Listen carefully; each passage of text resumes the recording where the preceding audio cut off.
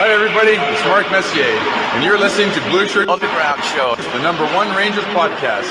Make sure you tune in and find out all the latest news. Let's go Rangers!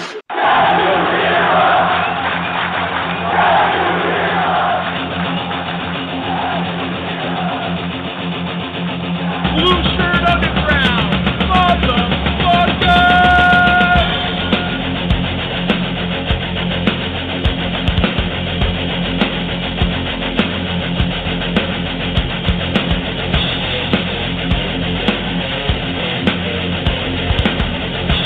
TFBS Ranger fan, TFBS Ranger fan.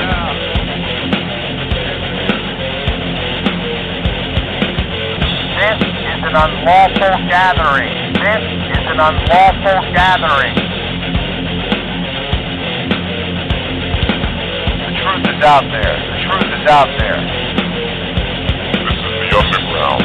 This is new media. This is the underground. This is new media. Ranger fans, report to the critical thinking hangar. Ranger fans, report to the critical thinking hangar. And now here is the starting lineup for the New York Rangers. And now here is the starting lineup for the New York Rangers. This is New York Rangers hockey. This is New York Rangers hockey. This is New York Rangers hockey. This is New York Rangers hockey. This is New York Rangers hockey. This is New York Rangers hockey. This is New York Rangers hockey. This is New York Rangers hockey. This is New York Rangers hockey. This is New York. Good evening, everybody. Happy New Year. This is the Blueshirt Underground Show. Today is Wednesday. It is January 4th, 2023, as this show begins its 14th or 15th year on the air. My name is Jim. As always, I'm joined on the other side of the window. That window by the one and only Eddie Guy. Eddie, good evening. Happy New Year, sir. How are you? I'm doing great, man. I'm excited. Thoughts and prayers to Andrew Hammond, the goalie who got the Hamburglar there. Andrew Hammond, Harry Hamlin, prayers to him. Something happened with a football game or something. And Scary. I did not see it. I have not seen it. The Hamburglar, this guy, what's his name? He's on the Bills. Yes. Right. Okay. And also big ups to my man DeMar Hamlin. What's his name? DeMar Hamlin. Oh, okay. Well, I heard it was scary. He had a cardiac arrest, right? I don't know why I'm starting off with this, but He did. This was on my mind, as well as Kayvon Thibodeau. I got to tell you, first of all, I'm going to say it, and I mean this in all honesty. Congratulations to your Giants for making the postseason. Let's go, Giants! It's about time We're in, baby. One of these teams from New Jersey makes it. And I got to tell you, I'm glad. I'm glad to see a New York team be, a representative finally making the playoffs. And like Eddie's famous for saying, all you got to do is go 9-7-1 and you can win the Super Bowl. You can. You can do it.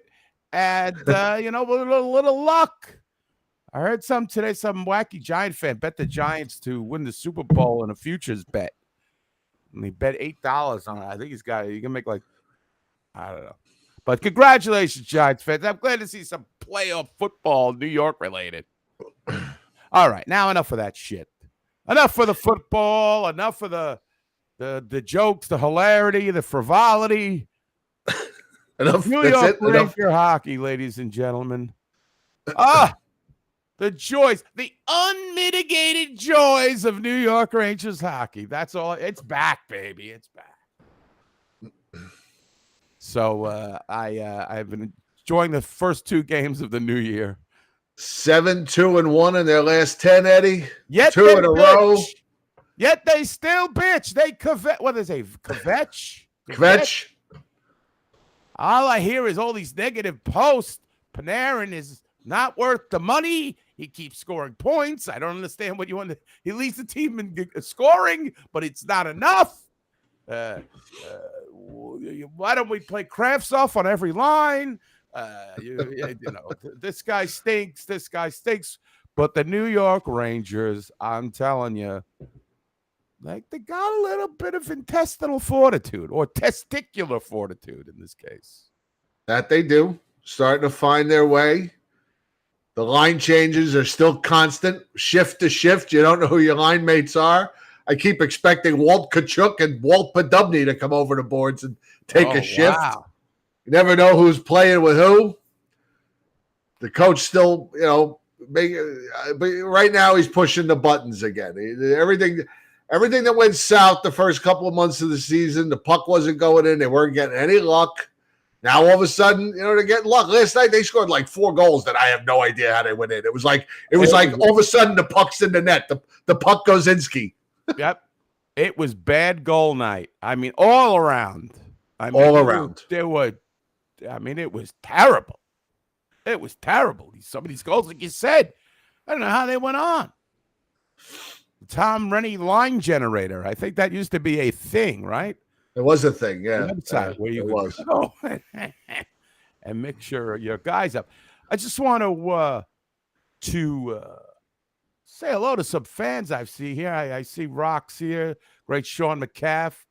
The what's his nickname? The elitist author. The elitist author is here. Tony Stanfiano.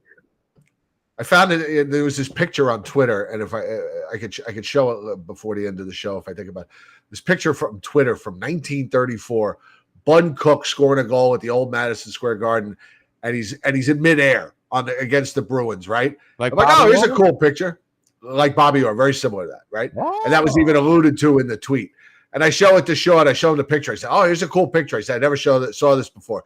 He just responds, Bud Cook, 1934. I'm like, you show off.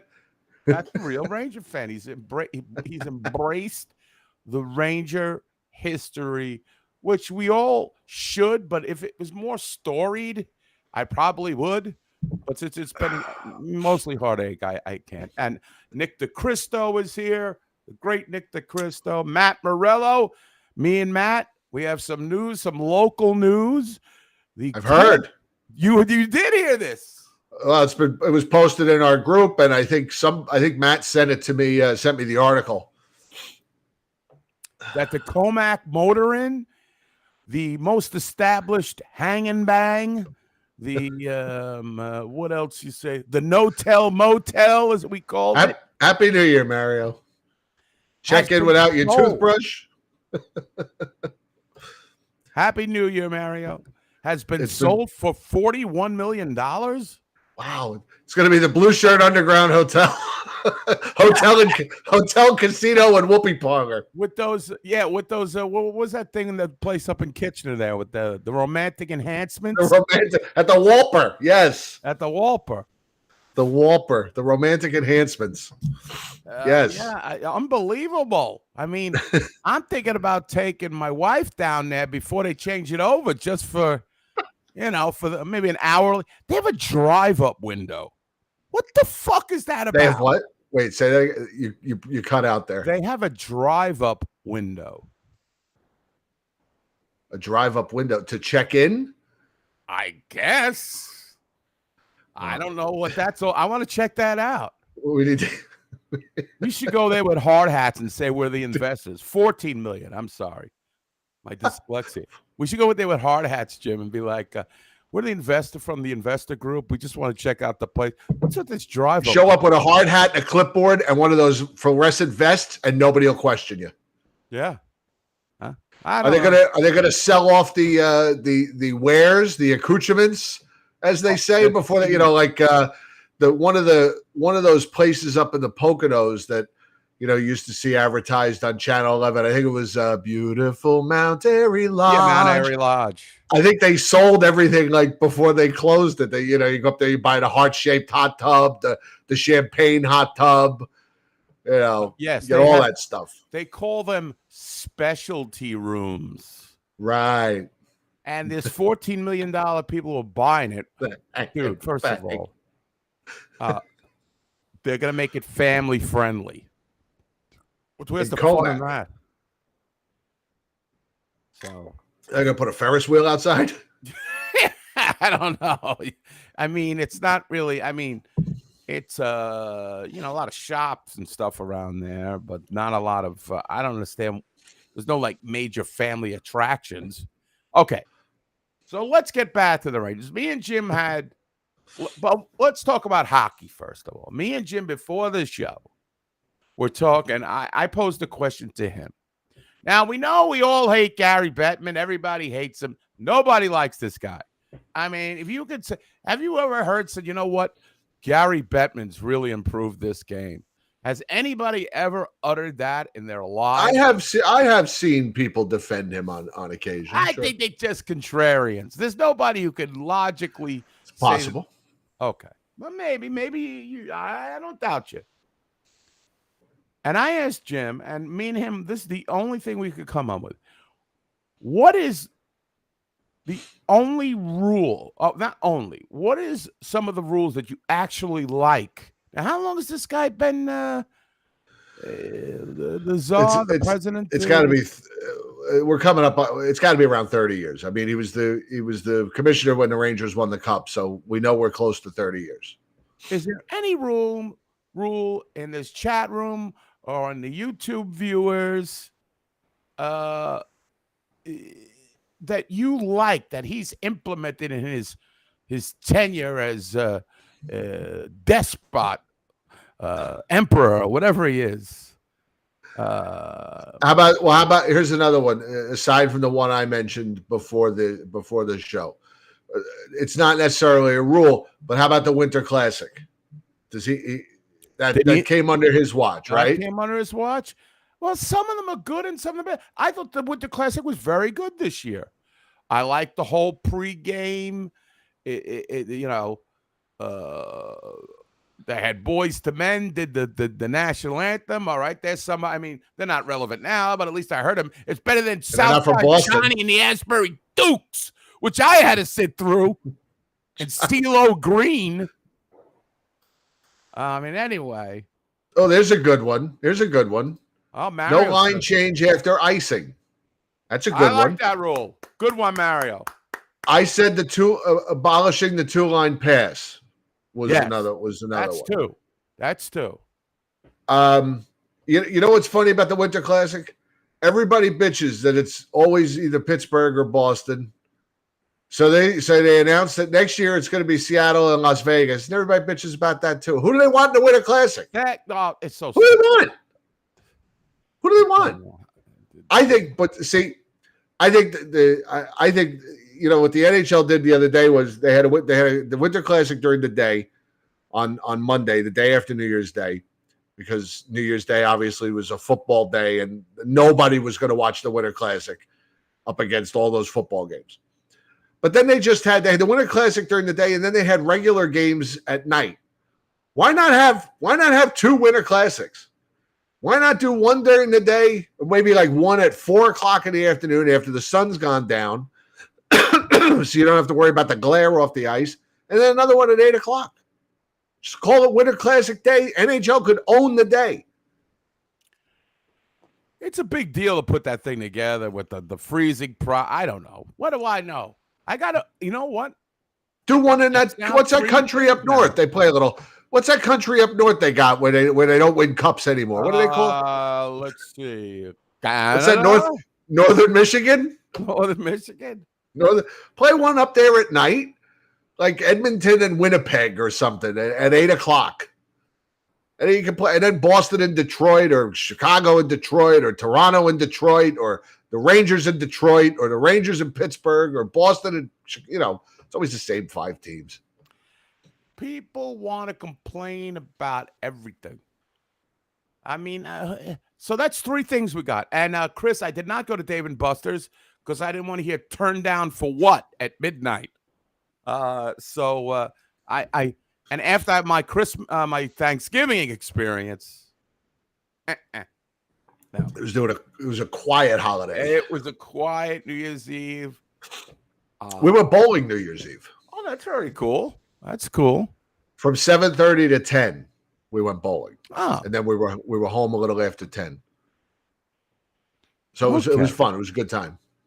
All right. So we got 3 things now: the Winter Classic, Right. The No line change after icing. right, and that's kind of like the no-touch icing as well, where you don't have to. Which Right, well, people get injured. We were getting ran. Right. We'll throw that in, and the Winter Classic. And the Winter Classic. Can anybody come up with any more? I don't think so. What about Con is mentioning? What about the expansion? Some places good, some places not so good, right? I mean, obviously Vegas, it's a hit. You could say, I mean, that was a home run. But meanwhile, while he's still got this failing franchise in Arizona languishing in a 5,000 seat arena, I don't care how full it is. I don't care how exciting it is to watch them in a small. No other league would operate like this. No. Before I get to that, somebody mentioned the coach's challenge. What do you think of that? Really?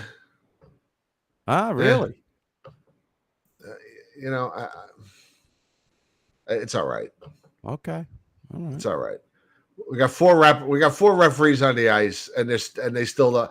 I still feel like even sometimes with the replays, they don't get the call right. No, they don't. Now I think about the old days. What the hell did they do with one ref? They must have missed everything. But I think it was better because they were more focused, and you could decide whether I'm going to call something or I'm not going to call everything. And then it was just have at it, boys. The trapezoid, we talked about that, me and Jim, before the show. Jim feels that it was basically invented to stop Marty Brodeur. I think it's kind of obsolete now, don't you think? Right. Don Cordoza, I suggested an original 6-day about 13 years ago on this show. I said they should do that. But the NHL doesn't give a shit about the original 6 anymore. They don't care about the history. They don't care. They just don't. The NHL is not interested. They don't want you to. They don't care if you care about Gordie Howe or Ted Lindsay or Eddie Shore or Terry Sawchuk or Bobby Orr, Esposito, either Esposito or Stan Mikita. They don't care. They don't care. They don't care if you know who Frank Boucher is or Bun Cook or Bill Cook. Sam Cook. Nah, it just they don't really. He was a Red Wing, right? Sam Cook. They don't care. They don't care about the original 6. No. They'll sell you a shirt at the NHL store with the originals, but they don't care. I wish they did. They don't pay enough. They don't pay much attention to their history. They don't care. They don't. No. Okay, so we got at least 3 or 4. No money in it. It's all about the money, as someone once said. There's no money in it. So Jim had one that I disagreed with. Wait, this is a Dennis Cook. Thank you. Propose your rule. You had a rule about the puck. Oh, I don't like. Well, I said it a couple weeks on the show. A couple weeks ago on the show. I don't like the rule that the puck has to completely cross the goal line. I just don't like it because I just feel like it should be like football. If the puck crosses the plane of the goal line, it's a goal.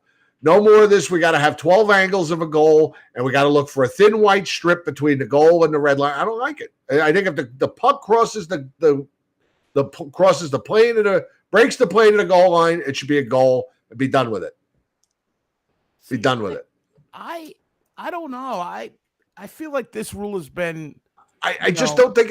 I mean, 98% of a puck can be past that goal line, and it's not a goal. But that's the way it's been since the beginning. I don't like changing stuff.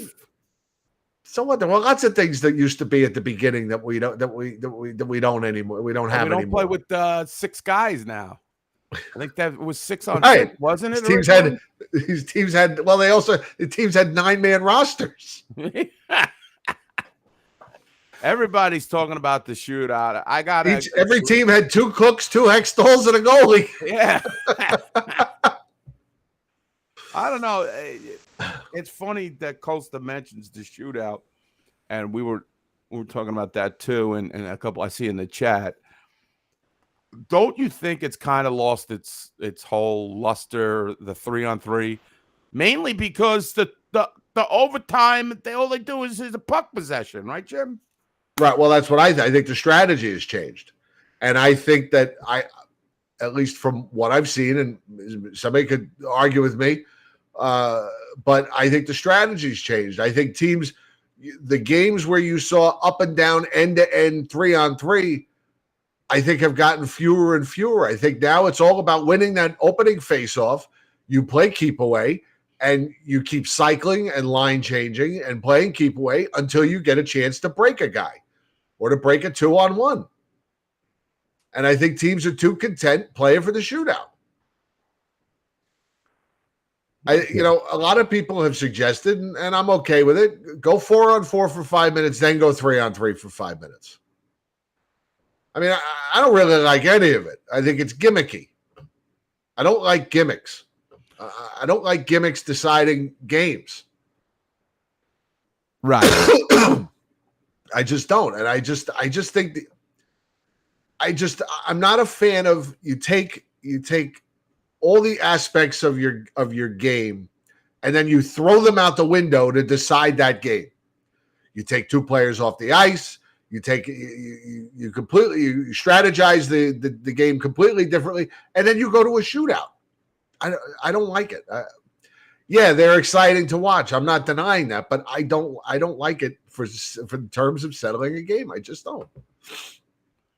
Well, like I asked you, would you just settle with a tie, or you play to a win?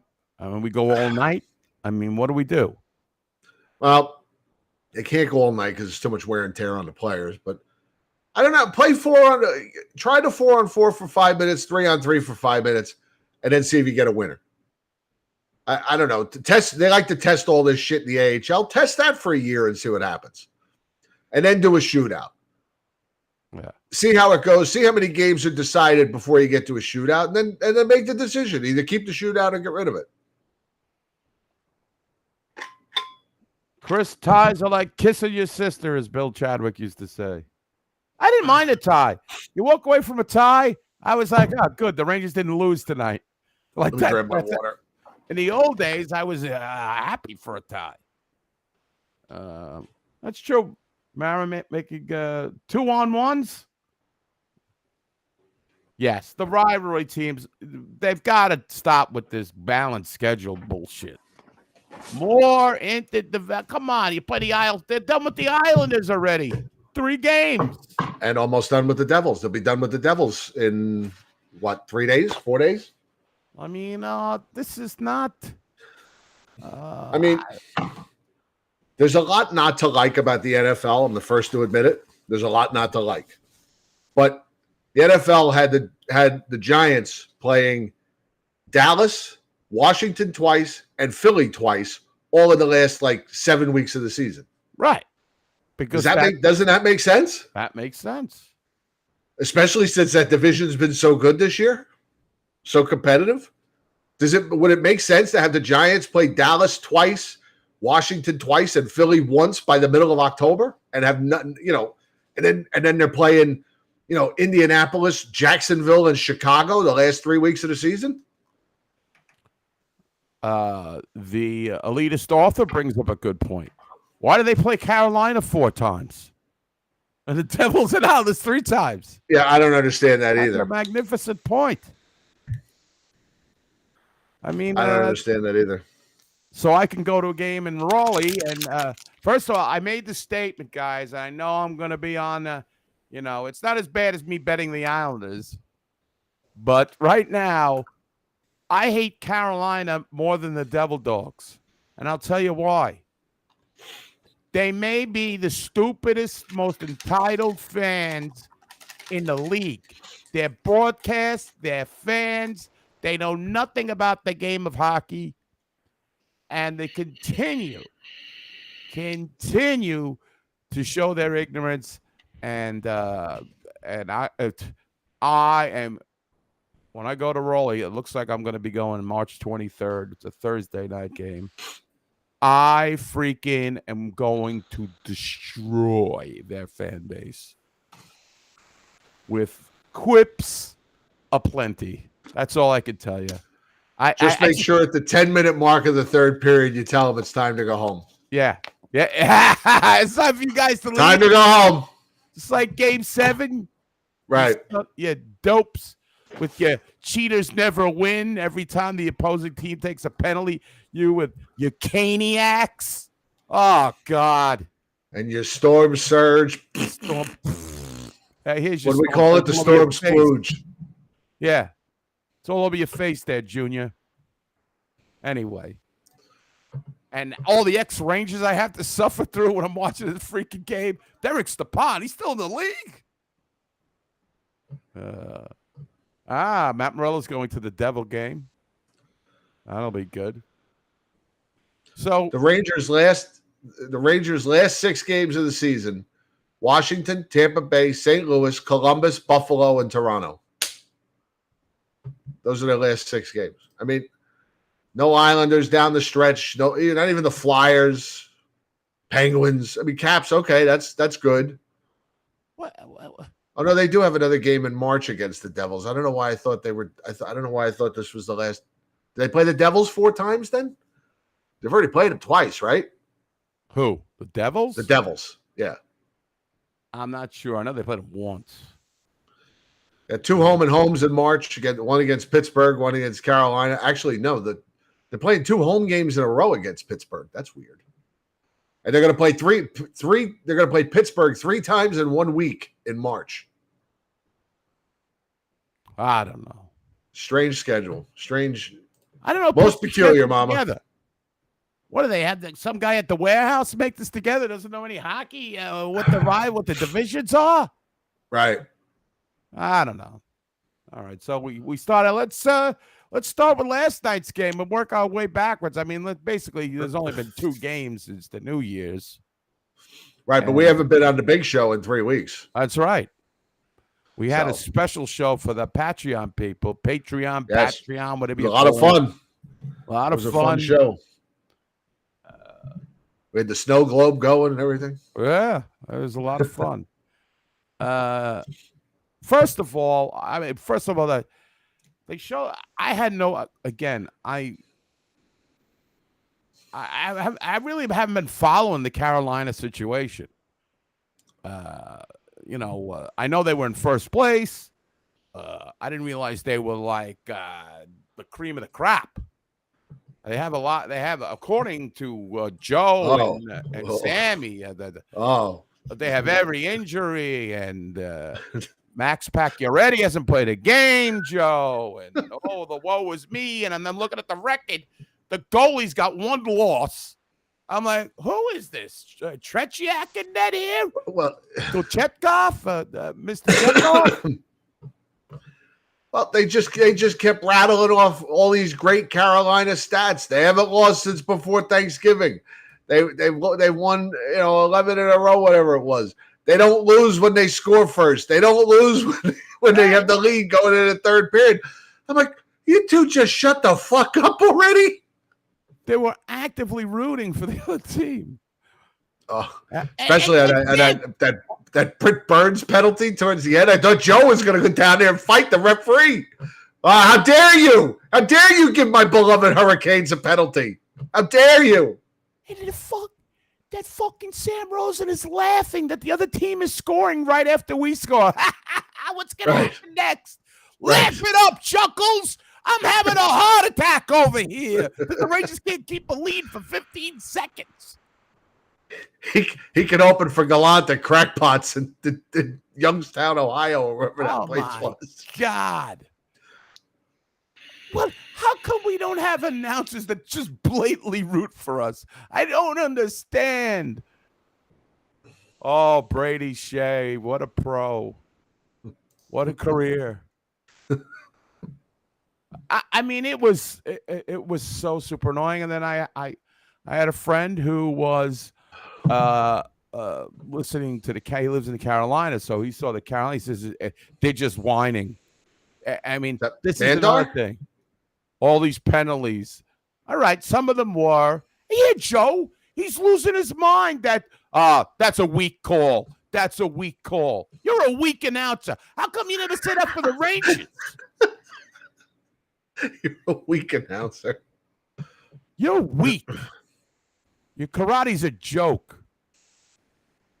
Sorry. Yes. Dave Maloney roots for them, and he's got certain faith. Yes. Yes. I don't know. Yes, he does. They annoy the fuck out of me. And when it's a tight game, like that was a good game, even though the goals sucked. It was a very high intensity paced game. And whoa, It was Larry, entertaining. a week ago, the power play. What's wrong with the power play? I'm saying they're getting good looks. They're just not scoring. And then all of a sudden, the power play emerges, and everything's back to normal.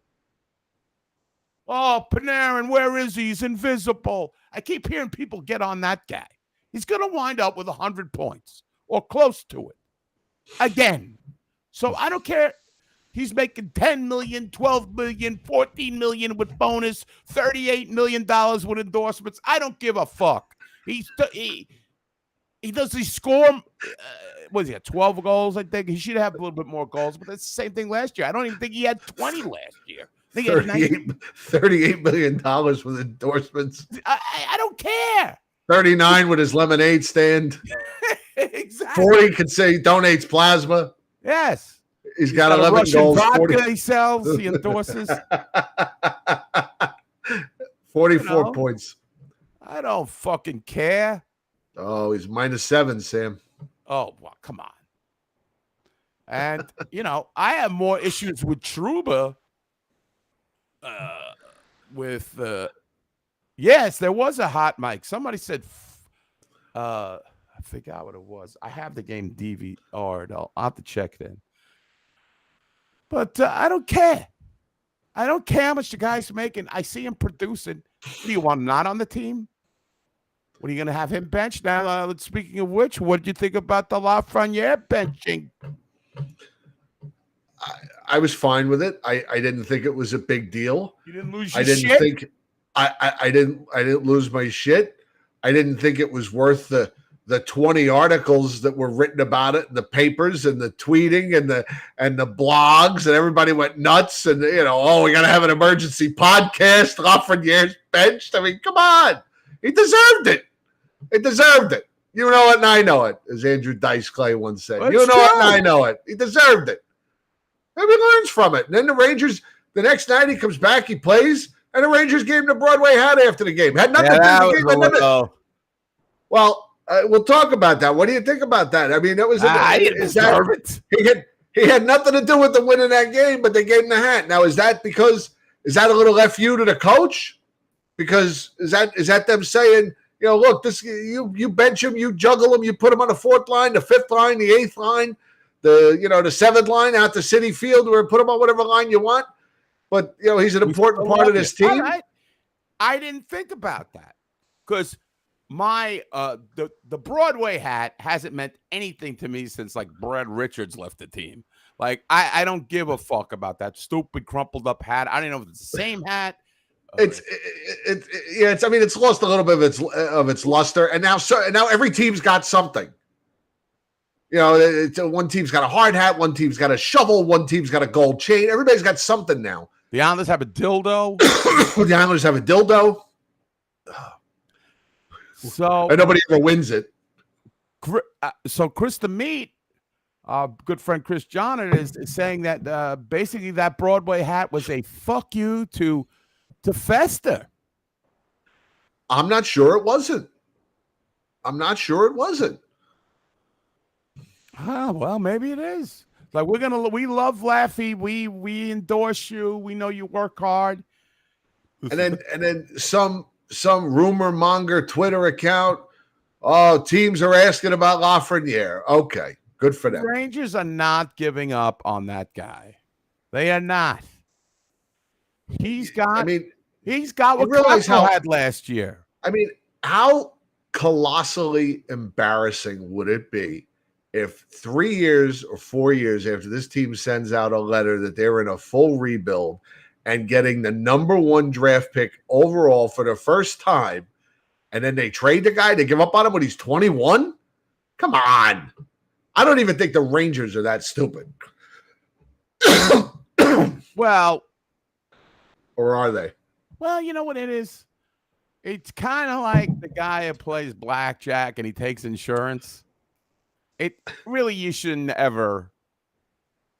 But some people do. They want to get, they want to look. It's a sucker's It's bet. sucker's bet, as far as I'm concerned. I mean, I get half my money back. But it is tempting to say, all right, maybe we've seen a lot of hockey with him.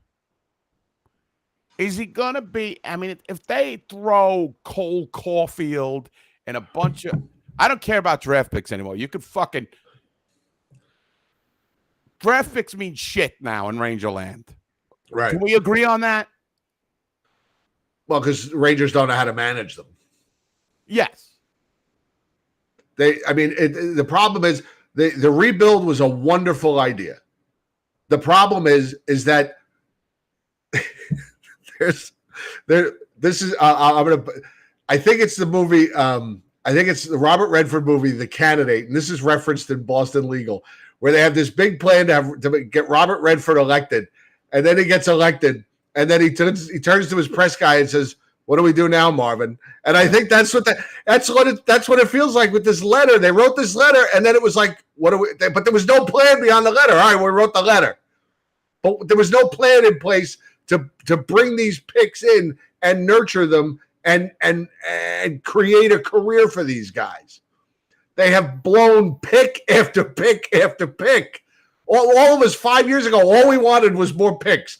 Trade everything for picks. We just wanted picks, like Eddie said with the WPIX thing. Picks. That was us. That was all we wanted. And I mean, just pick after pick. We're just waiting, and and Elias Anderson, a flop. And now here we are in Filipino. It took 6 years for Filipino to become an important part of his team. Right. Kako is getting better every night. The goals are coming. The points are coming. The moves. And he's on the first line, and he deserves to be on that first line. He's becoming one of my favorite guys on this team. And I'm sorry, and I know this is blasphemy for the Patty Duke, but Chris Kreider, get the stick out of your ass. I don't know what you're doing on that ice. I mean, it's again, I know with the goals last year, I know I didn't expect it, but, somebody's got to be sacrificed from that first line duty for the younger guys. And I would have no problem with him being on the second line or the third line. I know it's blasphemy to even think that, but I mean, your whopping 12 goals ain't really impressing me, all right? If there's any guy that needs to wake up, it's that guy. I mean, again, I'm just saying that in order to develop these younger guys, it should be set in stone. And listen, Gallant has changed lines. I mean, that's all he really can do, because I don't know what else he does. I mean, this is basic coaching 101. We're losing. Let's change the lines. He panics. He does. He will, But he, and I think Eddie said this 3 weeks ago, 4 weeks ago. This guy's out here. He's not interested in developing anybody.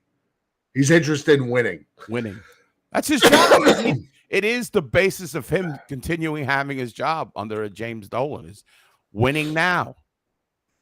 And, I kind of like it in a way, but, you see he's benching Lafreniere. I think that was a good move, because let's face it, we watched it, and Laffy was just not playing all that well. And I got to tell you, I know the Rangers are, I wouldn't say rolling, but they're showing a lot of heart. But it's coming from a lot of places. Like, I don't know what has happened to Jacob Trouba.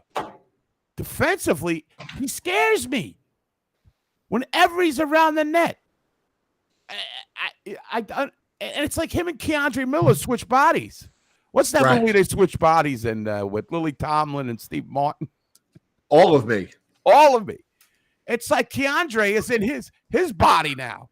Now we need the Hindu guy. Put Mr. Trouba back in bowl. Back in ball. There, Steve Martin goes to that guy, tells him to put her back in the ball. Back in ball. Where's my Swami hat? Get out of here. Go back in ball. Put her back in ball. I don't know. I mean, maybe.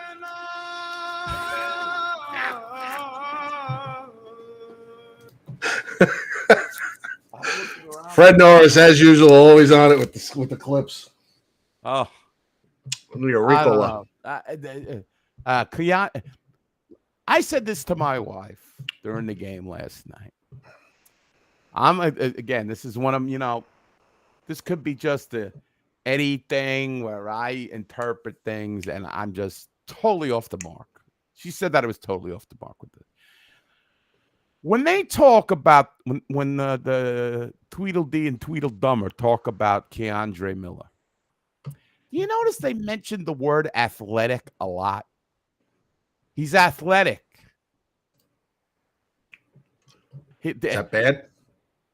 I think they never. Is that like calling him articulate? No. I'm gonna go that far. But I feel like it's like, oh, he's a good basketball player too, and he plays football, like almost like a black thing. Those black players, absolutely. See, right there, I love those black players. I feel like they never use that word for another Ranger except for him, and I don't know why. I mean, they'll call a goalie as an athletic save. Now, again, this might just be my short-circuited brain overthinking something. But I'm going to continue to monitor this. I don't know, but now I'm going to be listening for it. Yeah. Listen, see if it's just me. And if they say it about somebody else, that's fine too. But I feel like they use this word athletic only about Keandre. And let's talk about Keandre Miller, man. I know Mario Morgado wants him to play forward. He hasn't played forward since his junior high, his freshman year in junior high. This guy can be a real force if he decides to. Right now, he can't. He can't be a force because Jacob Trouba is a freaking nightmare back there. But I like him. I like that the kid's is burgeoning. Really good player. I love Braden Schneider. What's not to love? Let's give it up for Ben Harper, by the way. Rhoda Morgenstern, ladies and gentlemen. Ben Harper, I couldn't even tell you what team this guy was on before. I have Couldn't no pick idea. him out of a lineup. I couldn't. I couldn't tell you. I thought he was. I read his stat. He's 6'5", whatever he is. This guy's going to be a big lumbering goof. He's going to be. Another Shell Samuelson. Yeah, the other guy, what do we have there? He's still Koska. We could name him all day long. Eminger. We had another one of these. Was in Hartford. Justin Braun? No. He was in Hartford for most of the year. Last year? Yeah. Played in Hartford or played with the big team? Mostly with Hartford, but he played a little bit with the Rangers.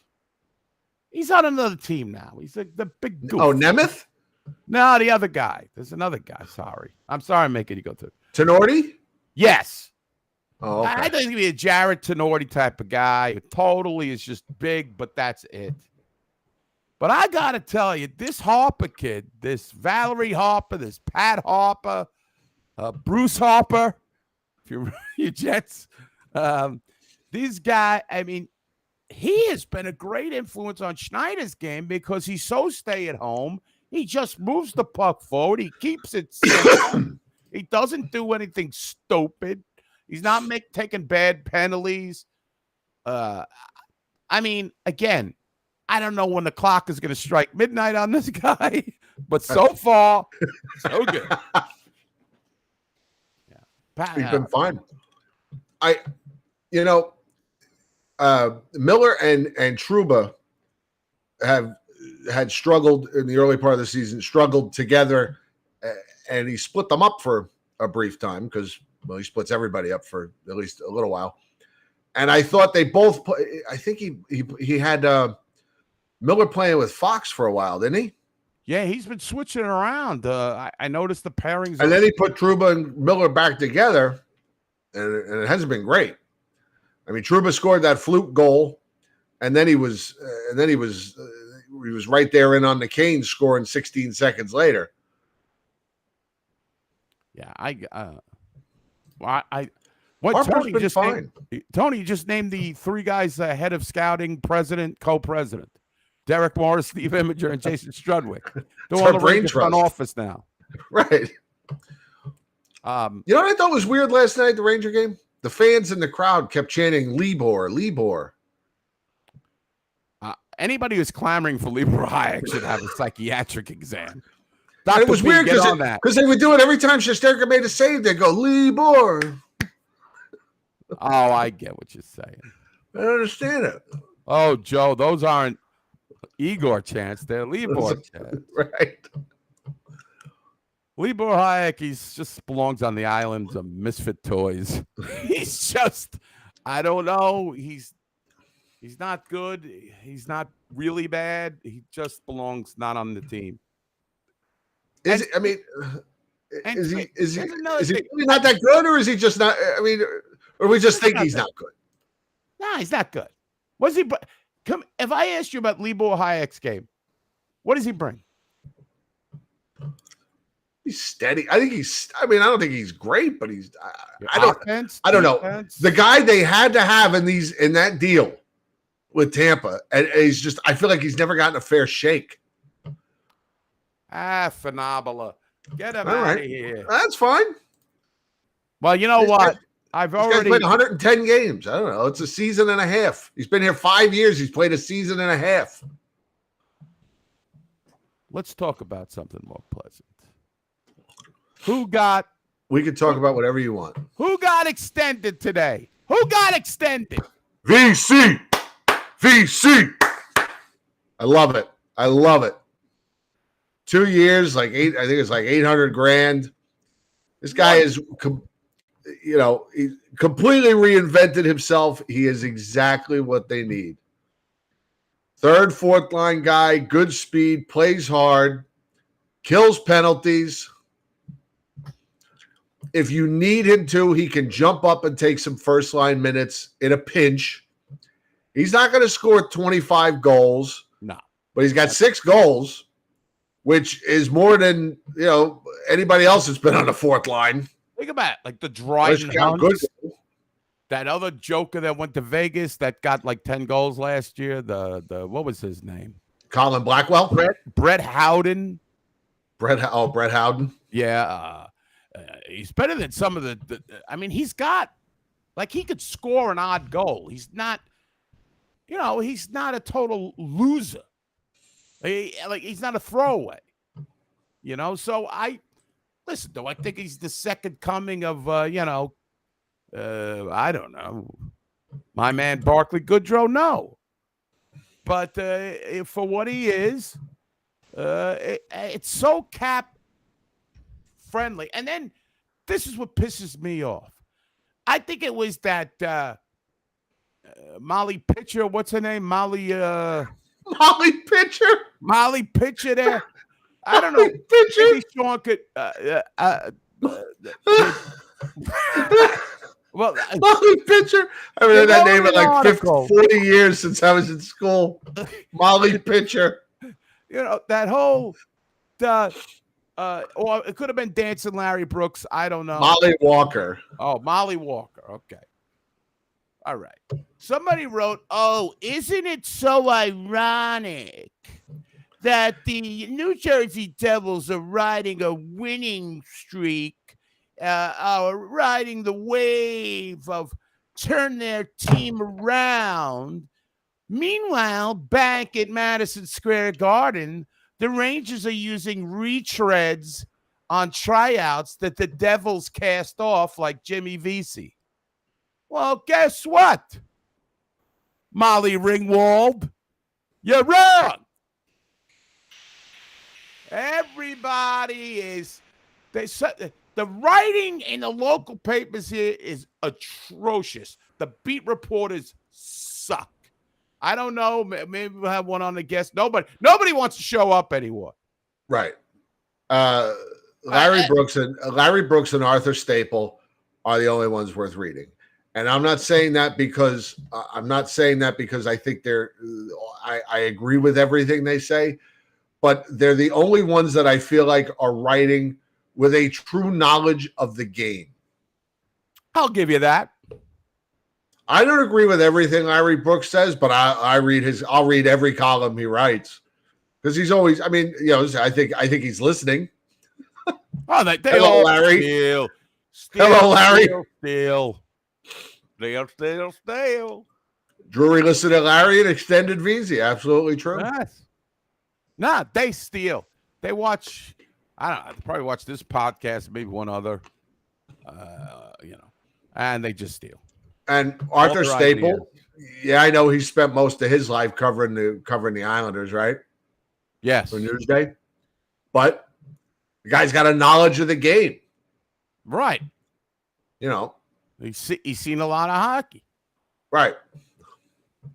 I don't. Everybody hates Vince Picagliano because he has, what is he? Some kind of yuppie long hair freako. Is that why? I don't see any.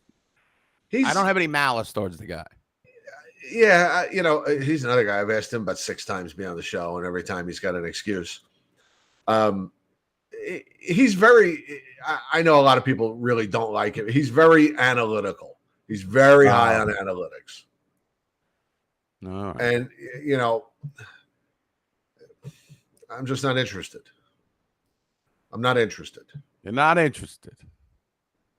So Jimmy Vesey, who a lot of people, Viet Cong, baby. A lot of people scoffed at Vesey, and in my recollection, other than Anton Stroman, I can't think of a guy on a tryout that, so far, again, I don't know when clock's gonna turn, strike midnight on the guy, but the cap hit is fantastic. It's exactly what the Rangers needed this year because, they are hard against that cap. And I've had a premonition, and I hope I'm wrong.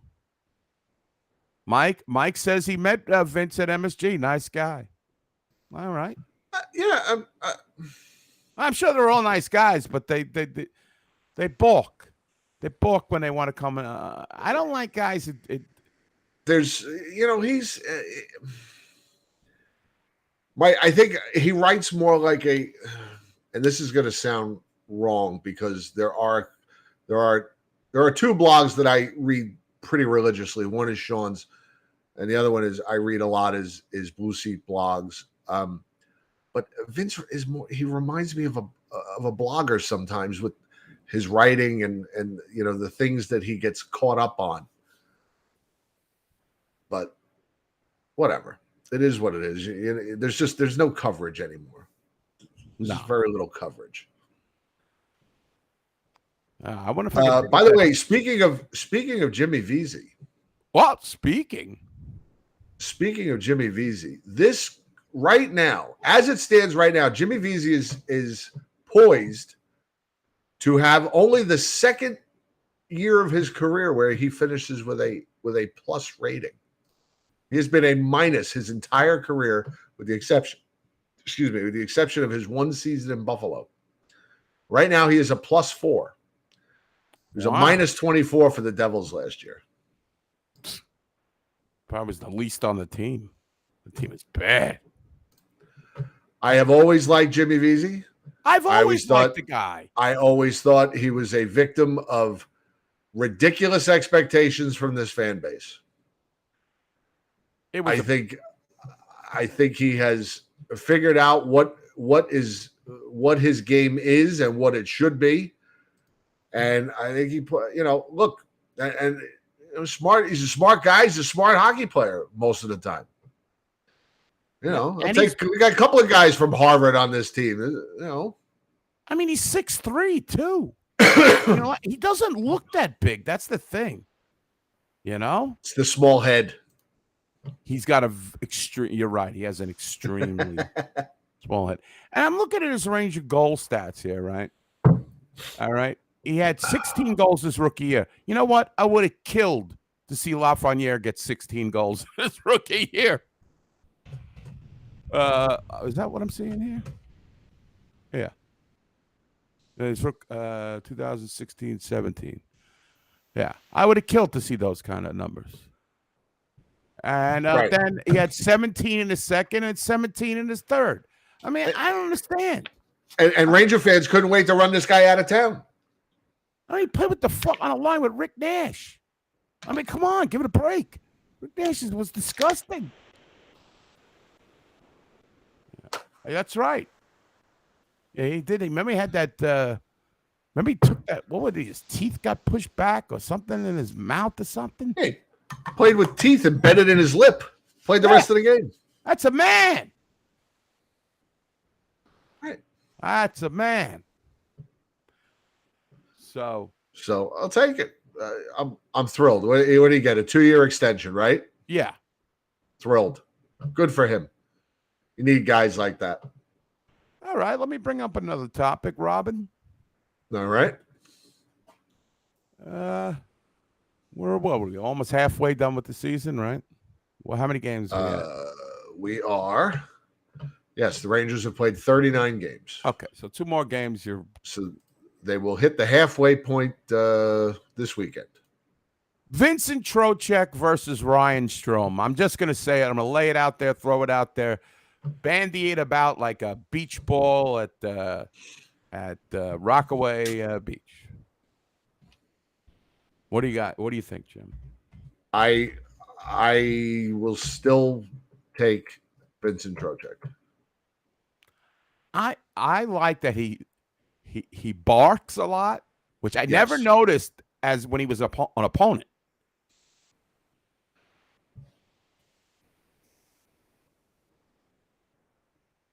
Oh, Eddie froze. Oh, Eddie's gone. Can you guys still hear me? Eddie's gone. Hopefully you guys can still hear me. Hello. Let's see. You still coming up? No, can you? All right. Well, my chats are still there. So I don't know what happened to Eddie. Oh, now he's gone. All right. We lost you, Eddie. Hopefully you guys can still hear me. Okay. Thank you, Patty. I like what Trocheck brings. Yes, he's a chirper. And Edward, can you hear me? And I'll take him. I like him much more than Strome. I think he hasn't really meshed well with Panarin, but other guys have, and Panarin still manages to get his points. So I don't know what happened to Eddie. Let me send him a message real quick. Everything okay? Wonder if he lost internet or something. Oh, he's resetting the connection. Okay, thank you, Chris. So we'll have Eddie back here in just a second. So I'll tell you what.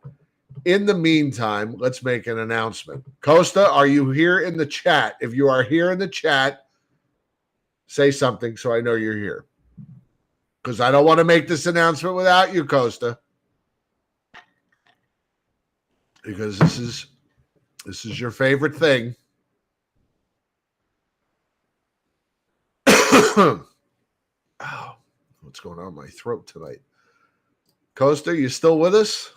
I don't see you in the chat. Let's see. Where are you? All right. Well, I'm going to bring it up anyway. Saturday, March 11th at McHale's Bar and Grill. The BSU will be back for our next viewing party. The Rangers are playing Buffalo. The Wi-Fi's bad at the Comac Motor Inn. Excuse me. The Rangers are playing the Sabres at 5 p.m. Saturday afternoon, March 11th. We will be at McHale's to watch the game. We're going to we'll have our usual raffles and giveaways. we will give away. I'm sure we'll do a jersey giveaway yet. I don't know whose jersey we'll do this time. I'll have to talk to Eddie. Any thoughts on whose? Last time we did Igor, and the time before that we did Lafreniere. Should we do a Kako jersey this time, maybe, or a Kreider jersey, or a Mika's jersey, or we could always do another Igor jersey. I like the idea of giving away a jersey. I think we've given you guys enough T-shirts and BSU tchotchkes to last you for a while. So maybe we could do a run down to the Hess station and get a signal. Yeah, he's still waiting on him to reset his modem. So we'll talk. That's okay. We'll talk about the viewing party and fill time here. Excuse me. Now, if you've never been to one of our viewing parties, I can tell you that Adam Fox, Rafi Diaz jersey. Adam Fox, that might be the way to go. I don't know why I didn't think of it. Or Schneider, Braden Schneider, maybe Adam Fox this time. Anyway, if you've never been to one of our viewing parties, they are a blast. We have a lot of fun. We have a very good record when we have viewing parties. The Rangers won their first game at McHale's, our last viewing party. It was a 6-3 win over Dallas. It was a good time. McHale's takes very good care of us. They have great food. For those who have been around a while and have been at viewing parties at all the different places we've had viewing parties, everybody seems to like McHale's the best. And that's we've been to the Molly Wee, we've been to the Irish Times, we've been to Slattery's, McHale's, Percy's, which of course no longer exists, but everybody seems to like McHale's. We got our own space upstairs. Nice big room. They have nice TVs, cold beer. The servers are great. Guys that run the place are really cool. Paul McHale is an Alfie Pike reverse retro jersey. Sean, there are like 5 people that know who Alfie Pike is. You, me, and Eddie are 3 of them. And this will be your best opportunity to meet the one and only Joe Catroni, my dear friend and longtime fan of the show and friend of mine, and he does all our graphics, including the one you see here on the screen. He whipped this up for us today. Him and his awesome wife Susan are flying up, and they're going to go to the viewing party, and hopefully we'll get to hang out with them on one of the other days that they're up here, and so I hope you can make it. Let's see, is Eddie coming back yet? I don't think he's gotten his internet back up yet. So anyway, that's that. It'll be March 11th. It's a Saturday. Mike Dunham. Now you're just yelling out shit now. Not auctioning off a Mike Dunham jersey. Who the hell's going to buy a ticket for that? The idea is to sell some raffle tickets so that Eddie and I can make a few shekels to pay for the show. And that's the other thing. We are in discussion talking about, Eddie and I were talking about before the show, the cost. Oh, there he is. He's back. He's coming back. Oh, Eddie, can you hear me? Yes, I can hear you. I just gave them, I filled time by talking about the viewing party. Oh, you're going to be there. I will be selling halal outside McHale's. Get your chickpeas. Chickpeas. Ah, Matt Zanobi is coming all the way from Ohio. He will be there. The Johnerts will be there. Joe Catroni coming all the way from Florida for this one. has Joe been to a viewing party? Joe has never been to one of our viewing parties. Wow. So I am definitely looking forward to that. Yeah, me too, man. Yeah, I'm sorry. I don't know what happened. It was like a Windows update. I don't know what the hell happened. I got to free up some storage on my C drive. There you go. So I was just telling the gang here that we're considering maybe moving to another streaming platform. Oh yeah. We'll know better in the next week or two, but Be Live has really jacked up the rates. Yeah. And, unless they can come through with a seriously deep discount like they did last year, we might be moving to another platform. We'll still be on YouTube. We'll still be on Facebook. It's just a matter of using a different company to put us there. So Beef jerky time. Anyway. Yeah, I mean, I guess what's happening is that everybody and their mother has a podcast, so they're looking to make more money. But the amount that they're asking is quite exorbitant. And me and Jim really don't. I mean, to be honest with you, we depend on your support. And for Blog Talk Radio, for I guess a good 8 to 10 years, we paid it out of our own pockets to be there. Right. And we really don't want to go in that direction again. And if we could find a platform that is comparable to this and affords us to be streamed on YouTube and other that's cheaper, which Jim has been researching, we found a couple alternatives. So we may have found one that will also allow us to stream the show in addition to YouTube and Facebook, possibly putting us on Twitch and even Twitter if we wanted to be. I think we could even stream the show to Instagram if we wanted to. Live on the Insta? I'll stream the show wherever we got to stream the show if we get more people in here. Yes. So. And my cat is meowing a storm up. So anyway, you were talking about Vinny Trocheck, right? And I was saying that, you know, he likes to jaw, he likes to yap, which I like. He's always smiling at the guy when he's doing it.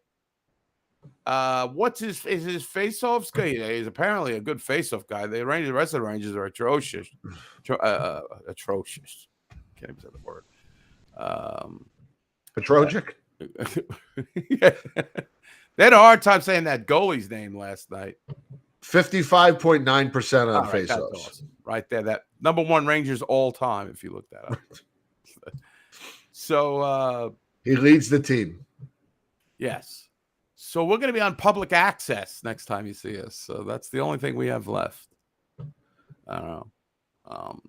No, so I like what I see from him. He brings more, I think, to the game than Strome does. And obviously he plays the power play. There seems to be no continuity problems with Panarin, which a lot of people thought Strome. Well, I don't think he blended with Panarin quite as well as they hoped.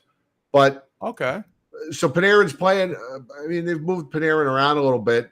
And Panarin's been just fine, and Trocheck's been just fine. So it's okay. It's all working out okay.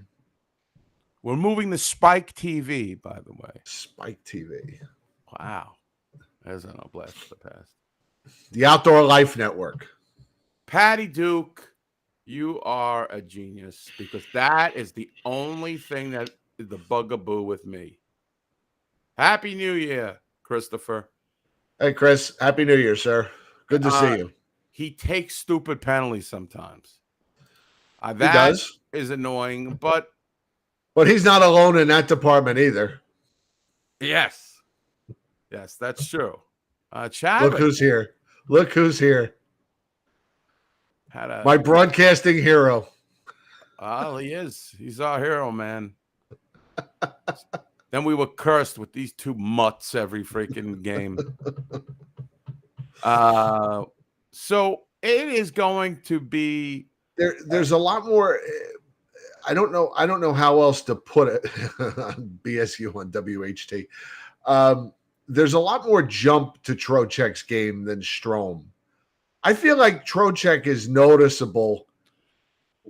I was just about to say. No matter every shift. Whereas Strome disappear. How many times did we say, it's been 9 games since Ryan Strome scored a goal. It's been 7 games since he had a point. An athletic BSU on BET. Yes, we're going to be on BET. Excuse me while I whip this out. Yes.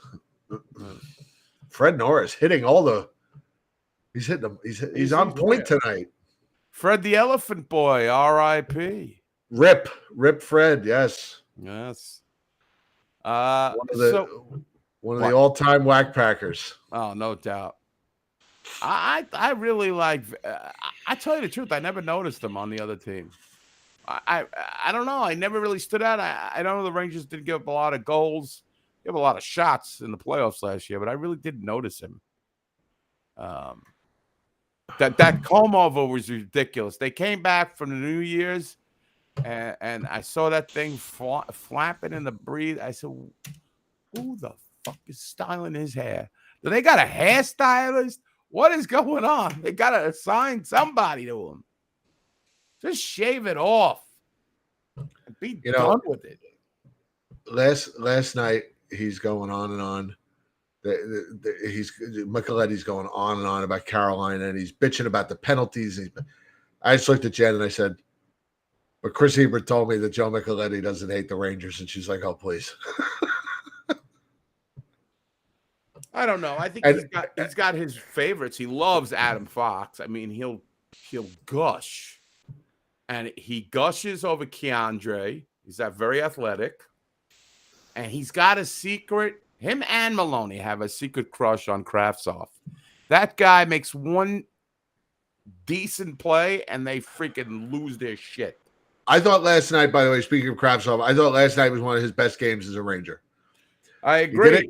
He did make it was a turnover that he made. I think at the blue line, it was not great, but I thought he played very well. I saw some things from him last night that I hadn't seen yet. Yes, he's made some slick moves, but I still feel like he doesn't know where to be when the other guy has the puck. He's not like in a very, I don't know. I've seen him with every line mate. Maybe that's the problem. He's been in a lot of different lines, but he doesn't set himself up into a scoring position the way I would like. But, hey, he's playing. Maybe he's going to get better. I don't know. Maybe he's going to Chicago for Patrick Kane with Zach Jones and 6 number 1 draft picks. What do you think about that rumor that's going on? I don't want Patrick Kane. What do you think? I don't want. Well, again, if it's been suggested that maybe the Rangers could somehow get him on the cheap, and the cheap was like a second-round draft pick and a marginal prospect, and Chicago eating salary. And I think it was Larry Brooks that suggested that. I don't see that happening. I just think the cost for him is going to be too high. I am not ready to give up. In a full rebuild. I'm not ready to give up on any of the guys on this team. Really? That it would cost to get Patrick Kane. Where does he play? Where does he play? I don't know. Whose spot does he take? I just look at the shiny toy and say, let's get him. Right. That's what most Ranger fans think. We'll figure it out. I mean, where does he play? I don't know. But he also got hurt last night. I don't know how bad it was. But I heard he was taken out of the game. I don't know. But I don't know. I didn't hear anything more than that. So I mean, last night I got kind of the feeling that the Rangers could hang with Carolina. Carolina's leading the division, I think, now by 8 points. Are we 8 points out of first? That sounds about right. Yes, 8 points out of first. I mean, that really is not that bad, considering we're in a tough division and the start that we got. I mean, they got to continue to win.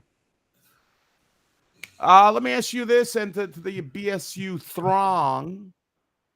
Do you think Shesty's back? Are we seeing the Shesty from last year now? Not all the time. Really? I was going to say he's back. I'd like to see this guy. I'd like to see this guy go. I'd like to see him get a shutout once in a while. Yeah, he's only got one. and I'd like to see him not give up a goal where I'm like, that's not a great goal for him to give up. Oh, okay. There are going to be, obviously there's going to be some goals that there's going to be some pucks scored on him that nobody's going to stop. But every once in a while, he'll give up a bad one. And, But you look at the stats. The stats are good. The stats are good. Stats are good. I mean, they're not, 1.98, He's at 243 and 917. 917. He's better than 917, but he got off to a. Yeah, and Mario's right. It's hard to match what he did last year, but still, he made some key saves in that Carolina game last night. He did. Saved their bacon several times. Speaking of which, yeah. Sean McCaff is betting 4-0 shutouts every night, and he's not coming through. Well, he bets 4-0 no matter who they play. I know. Diane Eck had a dream that the Rangers won 5-4. It almost came true last night. Did. How about the Halak Ness monster coming back, starting to play a little bit better now? He still gives up a little bit too many rebounds for my liking, but I'm kind of spoiled by Shesterkin. I did see the guy in the Halak jersey last night, by the way. Did you see him? He's got right near the door. He's right by the tunnel. Yep. Right by the tunnel. How much do you think those tickets go for? You think he's related? More than a B Live subscription. We should invite that guy to the viewing party. Right. Halak, man. That's got to be some primo bucks for that ticket. But Halak played well. I mean, how's Georgiev doing over there with the injury-riddled Avalanche? Oh, Joe. I saw he's 15-9 with a 2.68 goals against and a 9.15 save percentage. I mean, that's barely good. I mean, for him. I mean, I don't think really the guy's a starting goalie. Is he started predominantly? He has lost 4 starts in a row. He sucks. I'm glad we got rid of him. See how I changed? Now this is weird. He lost 4 in a row. He won 4 in a row, and now he's lost 4 in a row again. Wow, it's all about the fours with this guy. And early in the season, he won 3 in a row, then he lost 1, then he won 3 in a row again. But he's up and down, much like the way he was with the Rangers, right? We would always say he's good for like first 3 games, and then he was a little stiffer. Right. No Cam Talbot, who was the greatest replacement. One of the all-time greats. One of the all-time greats. There's no doubt about it. Lundqvist went down. He picked that fucking thing up, and he ran with it. Georgiev has 2 shutouts, by the way. More than Shesterkin. Oh, God. So I will be, again, he wanted to be a starter. Fine, go ahead. But Halak, if he can be steady, that's all you need him to be. Right. Were you surprised he started that game against Florida? Yes, and maybe no. I mean, Tampa, it was a tough game. I'm sorry. Oh, no, he started against Florida, but I mean, after coming off the Tampa game, and then they got 3 games this week. You got to get him in there somehow. Can't play him against Carolina. So, yeah, I'm okay. No, I was fine with it, and they won the game. So, we didn't even talk about the 2 games previous when they started off with fucking the Capitals. What an atrocity! Oh, that Capitals game was fucking brutal. Oh, God!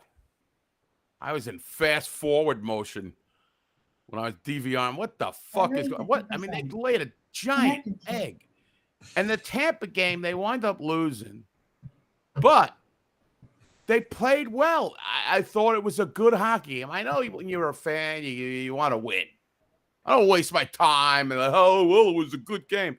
But I feel like as I'm getting older, I'm like, okay, they showed up. They're not as putrid, to use a Rick Carpinello word, as they were against the. They just they had that holiday flatness, that post Christmas coma. Right. Yeah. So, which I don't understand. Washington certainly didn't seem to have that. How about this Ovechkin? Can you stop with the Ovechkin sucks chant and booing him? He's got 808 goals or whatever he's got now. He got a hat trick the other night. He got 2 goals the other night. Can we just acknowledge that? No, you don't even have to acknowledge. Just don't be a dummy. I mean, he's probably going to be the greatest goal scorer of all time. Stats, the numbers don't lie, folks. And I know he scored a lot of heartbreaking goals and but to me, you're booing.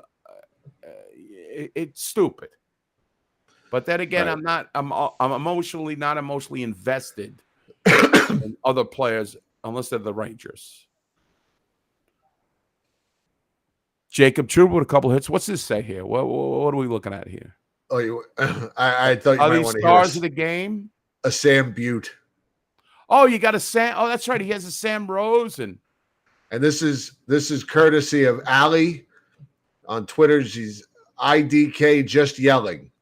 She posted this on Twitter, and I told her this was going to be played on the show, and she said, "I'm honored." So here you go.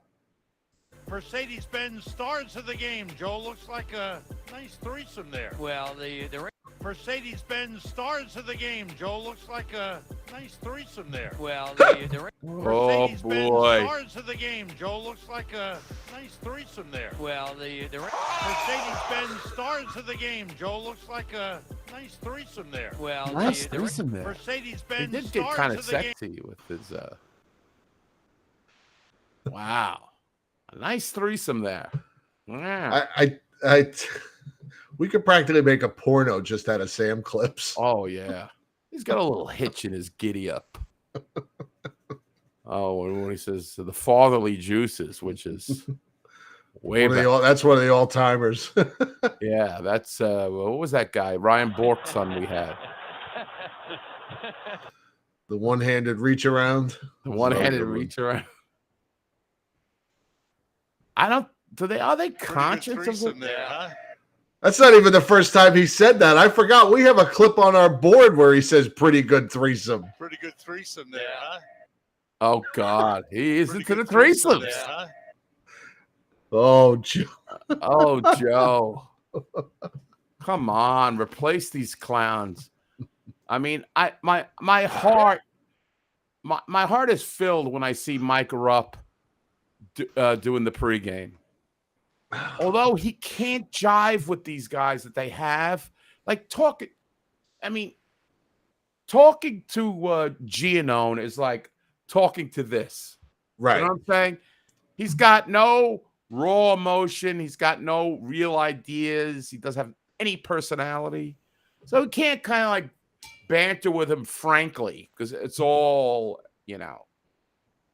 How does that guy have a job? I mean, I'm sorry. John Giannone is a waste. I've said it a million times. He has the personality of packing peanuts. I mean, this is New York, the media capital of the world.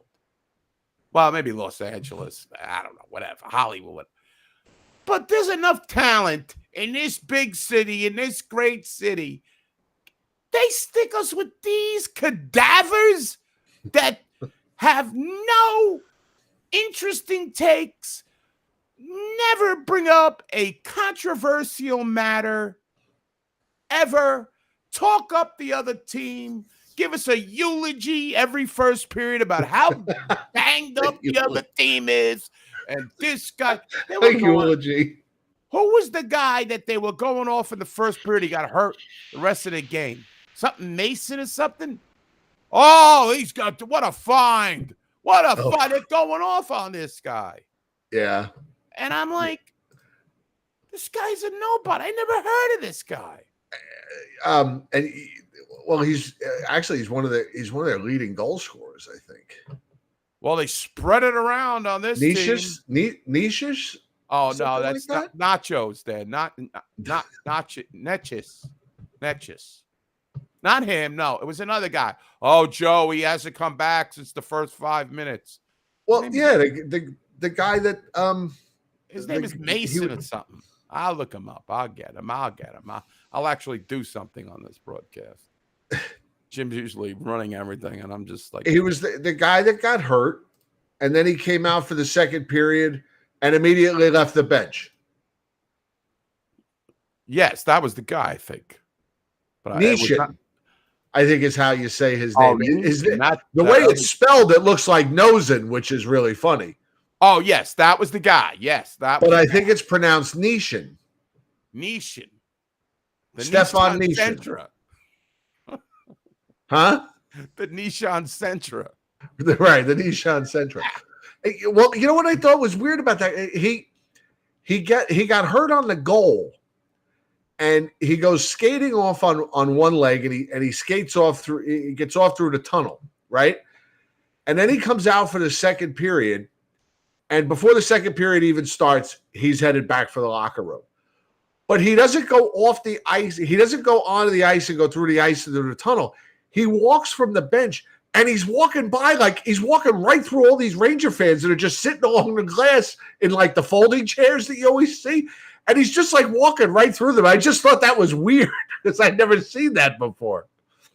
All right, this guy. Yes, Nikish and Nishin are two different guys. Stefan Nishin. I'm looking at this guy's stats. He's got 8 goals. Sam said, and Sam said, "Oh, it's a good sign that he's back." He has 8 goals. And he plays 12 minutes a game. I mean, this is Jimmy Vesey. And this is Joe, they're going off on this guy. Like he's even 29 like Jimmy Vesey. But I just thought it was weird that the guy walked off the ice to the locker, and he didn't go on the ice. He essentially walked through the crowd. It was weird. Huh, I didn't see that part. I don't know. He came out for the second period, and then he never even came on the ice. I mean, and that fucking Paul Stastny, I've had enough of him. Can you retire? I think he's played longer than his father at this point. This guy always kills us, no matter where he is. I'm so upset. I'm so upset, fans. You wouldn't believe. But the Rangers prevailed. Again, like Jim said at the start of the game, I have no idea how some of those goals went in. They just were in. It was just weird. Like there was like no play to develop. It was just a shot that you thought was just nothing, and the puck's in the net. I'm looking at these stats. I don't really understand why this team is successful. I really don't. Jalen Chatfield, give me a fucking break. Did that idiot score last night? Chatfield? Chatfield? Yeah. Yeah. He scored he scored 20 seconds after Zibanejad scored in the second period. 2 goals on the season. Huh? Give it a break. Give it a fucking break.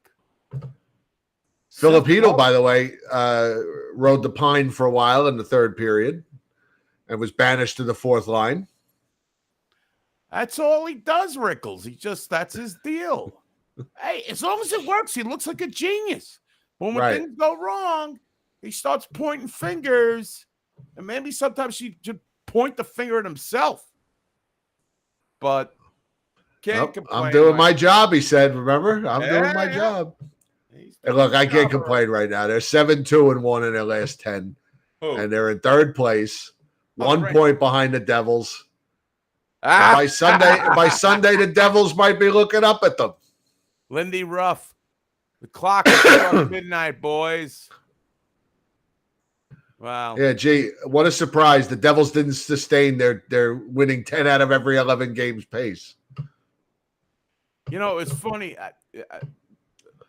Just to go back, I don't know if they watched the Winter Classic. I watched the beginning ceremonies. I like that stuff. The rest of the game, Watched a little bit of it. We were at a bar down in Philly, waiting to go to the airport, so we saw some of it. Pete's? You're down at Chicky and No, actually, this little neighborhood bar called Kelly's something tavern, Irish place that we just stumbled across because Megan's flight was 2 hours late in leaving. So we thought, well, we better get, and we didn't find out till we were on the way to the airport. So we're like, well, let's go get something to eat. So I just looked for a place near the airport, and that's where we wound up. And I walk in there in a Giants hoodie, and I go walk into this place, and it's literally a corner, Kelly's Corner Tavern, I think is what it was called. And it literally is this little corner tavern. And you walk in, and there's just a bar and a couple of tables. And so I go up to the bar, and I said to the bartender, I said, kids allowed in here? And he's like, yeah, it's fine. He goes, I don't know about you with your sweatshirt, though. Well, listen, man. He was a nice guy, though, and the food was fantastic. Oh, the place was great. Might have to make a special trip back there. It was really good. Diane makes a good point here, and that Heedle did look kind of pissed off after he got that empty netter. It wasn't all smiles and jubilation. That's a good pickup. I think that was because of the benching. Right. No, I think this was the demotion, which I didn't notice during the game that he was being benched. I mean, did you notice it? Did they? Well, you don't expect the announcers to tell you something like that. Do you? I know. I mean, they're doing a Andrei Svechnikov symposium. Soliloquy. Yeah, a soliloquy. I mean, they're not going to tell you something like that. God, I mean, barely. Most of those goals, because they were kind of surprising, they caught fucking Rosen asleep. Like, he was just like, talking about something else, and it goes in. Right. One of those deals.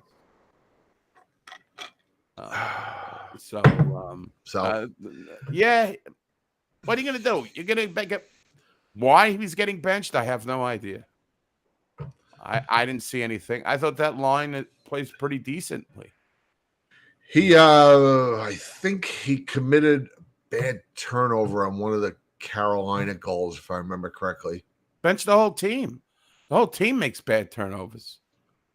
There's Bill Chadwick at the MSG Sports Desk, like Bullet Bob Page over there. The Colorado Rockies are ahead of Detroit, 2-0. Wow. How'd you like the real quick? And we'll talk to Connor before we wrap up because he's been waiting very patiently. How'd you like the Winter Classic jerseys this year? This is something I wanted to bring up. First of all, I pulled a little Ed Geik faux pas. Thank God my wife was only ready to see my senile ass caught this one. I'll go to the jerseys right after this quick story. They are announcing the puck pitch. Did you hear this? This is a new thing they do. I've never seen this done any other Winter Classic, where they come out and from the pitcher's mound, Bobby Orr came out and shot the puck to Veritek, the former Red Sox, who had a glove on and caught it and this and that. Well, they announced 3 legends of the Bruins. First guy, the announcer says, "Ladies and gentlemen, please welcome all-time Bruins, Johnny Busick." Out walks Zdeno Chara. All right, the PA guy blew it. I go, "Yeah, Busick looks pretty good for his age." Right. My wife is laughing in the other room. Notwithstanding that Zdeno Chara is like 6'8" or whatever he is, I think Johnny Busick is following him like Mr. Magoo with a cane all hunched over, and he goes, "And Bruins favorite Zdeno Chara," and it gave me a try. I just had a freaking senior moment, and but Orr comes out. It was a beautiful moment. Now, you want to talk about the uniforms? Yeah, just everybody hates the Bear. I love the Bear. I like the Bear. I like the Bear. The first Bear had like little sparkly things in his eyes, like the magic or something going on in there. I love those jerseys. This guy's got a little pronounced snout going on, Right. which I'm not so happy about, but I still have affinity for the Bear. All right, you go. What do you think? I like Boston's jersey because I like the Bear. I guess my biggest complaint is I feel like Boston's played in so many of these that they've kind of run out of ideas. I liked Pittsburgh's because I thought that they kind of, because the game was at Fenway, I thought they almost went with a retro pirate look here. This jersey kind of reminds me of those 70s hats the Pirates used to wear. Bicentennial hats. Right, with the star. They were almost like a pillbox on top. Yes. All it was missing was the stars. So I kind of liked both of these jerseys. And Boston, I'm not going to go looking for it right now. You can Google it and find it. But Boston just came out with their because they're celebrating their centennial, which we're only 2 years away from. Boston just came out with their 100th anniversary patch that looks pretty cool that they're going to be wearing on their jerseys. Pretty neat. It's got the bear on it as well. But no, I thought these were pretty good. I think it's a little weird that the teams wear the exact same colors, and but whatever. I kind of liked what Pittsburgh came up with because it was something completely different than because again they've been in so many Winter Classics that it's got to be getting hard for them to come up with something new. But they kind of went with, to me anyway, it looks like baseball, something like it was baseball related. And I think it looks old timey. Kind of old timey. Right. You think that Pittsburgh one? That I like that. It's a simple one letter thing. Did you see the Red Sox entering the stadium in the old the Red Sox, the Bruins entering the stadium in the old Red Sox uniforms? Yes, I saw that. Did you like that? I thought that was great. People were picking it apart. I thought it was good. This is what I'm talking about. No other sport, when they get something right, they knock it out of the park. The hockey. And right, here's a picture of it if you didn't see them. Yeah, that's cool. Yeah. There it is, blown up a little bit. But yeah, I saw Brad Marchand walking in with in his Boston. I think it's good. I like that they come up with ways to make this unique. Like the Winter Classic is one of the things that they've mostly gotten right. I loved when they did the one during the pandemic that they did at Lake Tahoe. I thought that was awesome. Yeah, that was fantastic. I mean, that was one of my favorite ones. It was such a beautiful setting. And, yeah. Oh, it was great. Yeah. No fans. Who cares? Who cares? The fans are so far away from the game anyway. Who cares? Oh, wait a minute. Cutter, you dare say anything against the Bear from 96? On the yellow jersey with the bear on it? I love that bear. Yeah, it's like Bucky's. It's magical. It's like the Bucky's bear. Yeah. It's like, I don't understand what's wrong with this man. But everybody is so, crazy about jerseys. I think Nick DeCristo was talking about those horrible. And I mean, I'm not a jersey dude. I'm like whatever. But those horrible Tampa Bay reverse retros were horrible. With the jagged line. They were awful, yeah. Oh, my God. They look like a roller hockey team. They did. They look like from that roller hockey league, that professional roller hockey league Ron Gay was in. Right? I mean, they were disgusting. If I was a player, I'd say, listen, I'm not going on the ice wearing this shit. It was terrible. Yeah, they were terrible. Oh, I agree. The bear looks so bland. How dare you? Well, that's coming from Mr. Bland.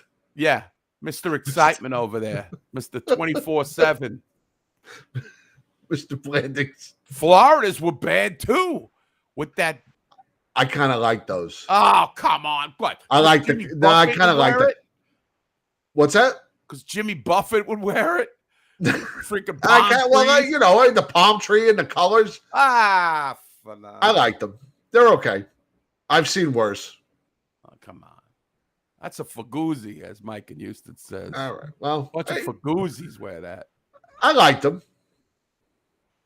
I've never been a fan of the Panthers jerseys, so I thought those were a nice change. I don't know. I don't know. So I don't know what they're thinking. Maybe it's good that the Rangers don't really put any effort into the retros, because some of these people that come up with the crap. I tell you what I do like if we stay on jerseys. My daughter said on the recap that the Tampa jerseys looked like 3 different jerseys sewn together. That's true. They do. They look, See, Patty Duke's with me here. She likes the she's Florida watching jersey. the recaps. That's good. Oh, please! You're going to taunt me with the Patriots? Give me a break. You live in Canada. You shouldn't even follow American football. Why don't you follow the Argonauts or the Cosmonauts or whatever or the Alouettes? The Alouettes and that crazy AA football you got in Canada with wacky rules. 110 yards. Don't they have 2 teams named the Rough Riders? Yeah. They have 2 teams with the same right now, name? your country's a dump. All right. Don't even talk. Don't even talk about anything American. Right now, your country's a dump. I mean, this place ain't so great either, but at least it's like $1.25. I mean, how could our currency be higher than Canada? Canada is in the dumpster. They're having problems with the attendance up in Canada because the economy sucks balls. Winnipeg down dramatically. Even moving back to Atlanta. Calgary, they're having trouble. They're having trouble getting fannies in the seats up there, and they were good last year. I mean, they made some trades. No Johnny Gaudreau, but they're down in attendance. Toronto's even down, but like a couple, like 30. See, and Cutter, you proved my point. The CFL only has one Rough Riders team since 1996. It's 30 years, and I didn't know that. You know why? Because nobody cares. Oh, please. Nobody cares about the CFL. Nobody cares. Not since Warren Moon came out of the CFL. Warren Moon. Has anybody paid attention? Doug Flutie and Warren Moon. Ever since then, nobody that guy cared. Cousineau went to them up there. He was a high-ranked defensive lineman or something. I don't know. Yeah. Anyway, I mean, I take back. I love Canada, but listen, don't talk about that bear. That bear gets my ire up. And speaking of the bear, here he is. Yeah, let's just say most of his responses deserve to have Labatt's dumped on them. Ah, Labatt's or Labatts? It's Labatt's. It's Labatt's, you schmo. Come on. Labatt's. I'll take Labatt's. What are you, a Faguzzi over there? What's going on, Connor? Happy New Year, my friend. Happy New Year, sir. Yeah. You going to be at the viewing party? Absolutely. He will be there. I will reserve my bench in advance. All right. You may be banned from saying one phrase. Which is that?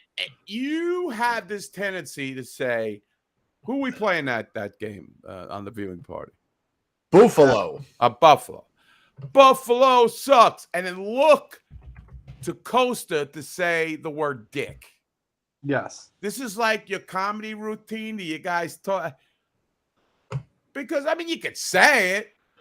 I got nothing wrong with it. I mean, I want you to mix it up a little bit with the routines. I get it. Right. Mostly it's just to get Costa going because you and Costa should coordinate on some new bits. But will Costa try to fight Chris Jonnett's wife again? Is this going to be a rematch?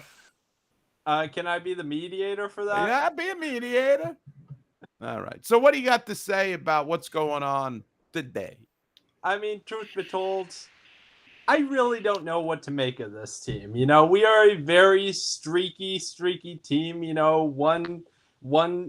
one time we're on a 7-game winning streak. Another, I think it's the end of the world because we lose to the Capitals and the Lightning. And, now we're back on our feet, especially with that statement win against Carolina. So, it's Led Zeppelin once said, "Good times, bad times. I've had my share," and that's about what I can make of the Rangers as of now. I mean, I would definitely give. There's definitely some credence to that, but I will tell you, my take on this team is the personnel really does care about winning and losing.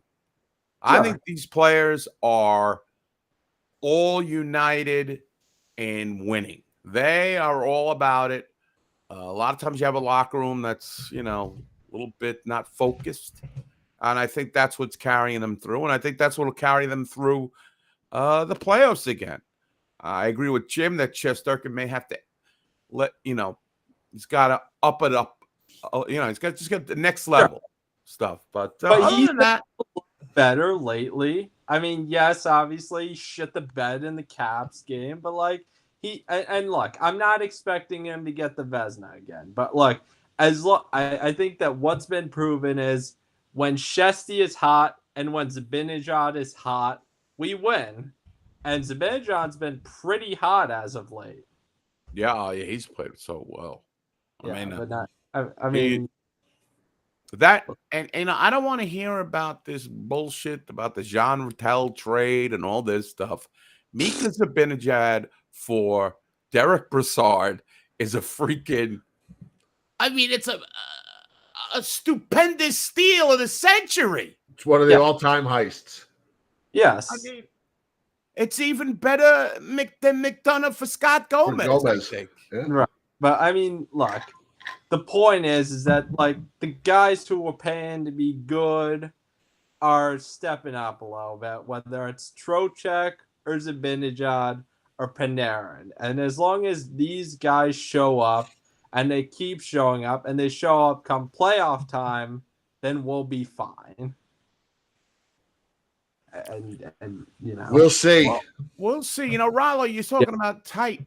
The Rangers kind of floundered before the trading deadline. I don't know exactly what their record was, but it's actually when they got the guys, the friends of Trouba. When they came in, the Trouba tribe. The Trouba tribe. Maybe that's why he stinks this year, because he misses his buddies, well, Frankie Petrano and then all those guys. Well, a big thing, Eddie, it's interesting you bring that up because a big improvement that we got off of that deadline was depth. And that's been a huge liability for us this year is because we've been so top heavy. Yeah, the top guys are really stepping up, but unless we address that depth, then we're gonna end up the same way we did against Tampa last year, completely beat up once we get to the third or fourth line. Well, I got to tell you, with the way the team is set up this year, I don't know what's going to happen at the deadline. I have no one knows. Yeah, no one knows. But as presently consisted, the Rangers are in a very cap-tight situation. And they really had to throw some flyers out on, Jimmy Vesey. Hey, that worked out. That's fine. Who would think Ben Harper, another guy who was given a tryout, would be so far so good. He's steady enough. And I feel like the team last year was kind of made to win. I thought that was their year because, you had Kreider getting the 50 goals. They had everything. This year's been a lot tougher. The posts. Right. How many times have we seen him hit the post? Everything has been, the blown leads, the early goals before you even sit down, it's in the net. The goals 15 seconds. There's been a lot more adversity this year. So, yeah, I don't know what's going to happen at the deadline, but I feel like the core group, is in sync. And, it's good. I want them to just make the play. If the Rangers got knocked out again in the semis, I couldn't call. You always want them to win, but I couldn't call the season a failure. I consider it an accomplishment because, truth be told, and at the beginning of the season, I'd even say now, I don't expect this Rangers team to get back to the conference finals. If we're being, I think this is like a 7 or 8 seed. No, but I will be pre-gaming at Rudy's. I will be taking the bus up and pre-gaming at Rudy's. They won't let him in rooms anymore. Banned? Nah, they love me there. But but truth be He ordered one beer, ate 42 free hot dogs, and left. There's something wrong with that. He wears his Andy you Pettit jersey, so he gets the. Did you get a haircut, or you got it all tucked up under the hat?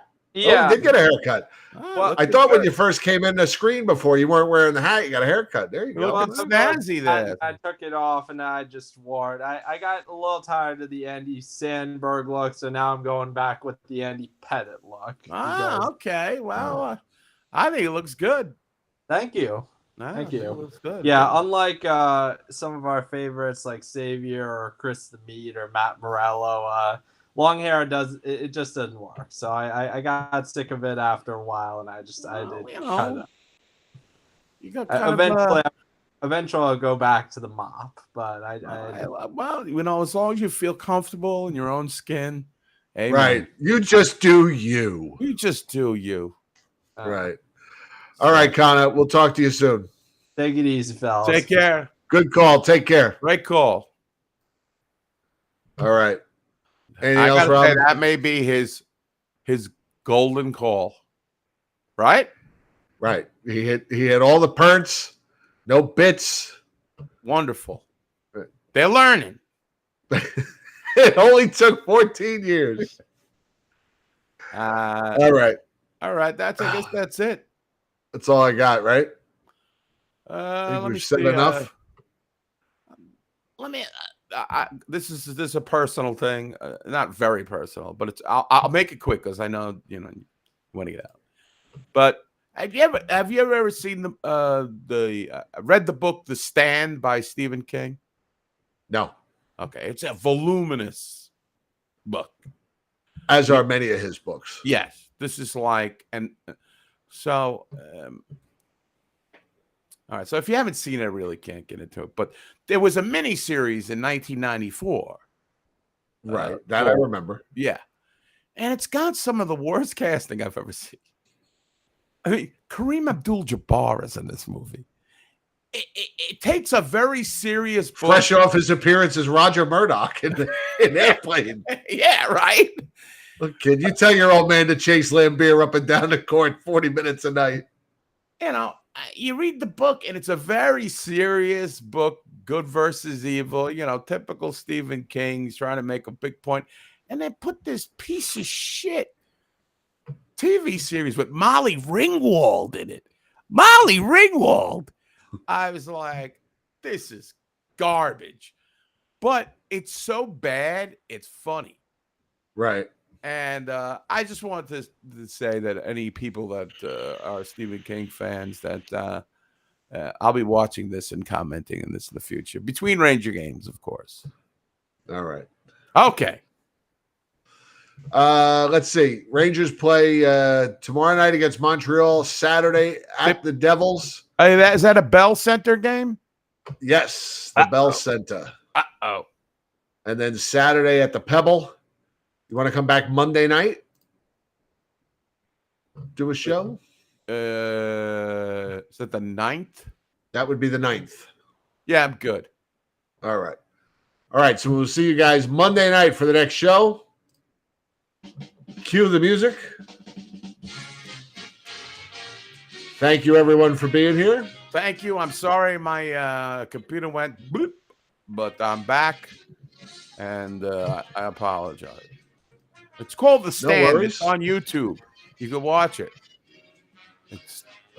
All right. Don't forget to sponsor the show if you can. www.patreon.com/BlueShirtUnderground. You can contribute however much you like every month. Put you in our special Facebook group, the Blue Shirt Underground VIP. Recaps after the games, the whole bit. We will see you guys soon. Monday night.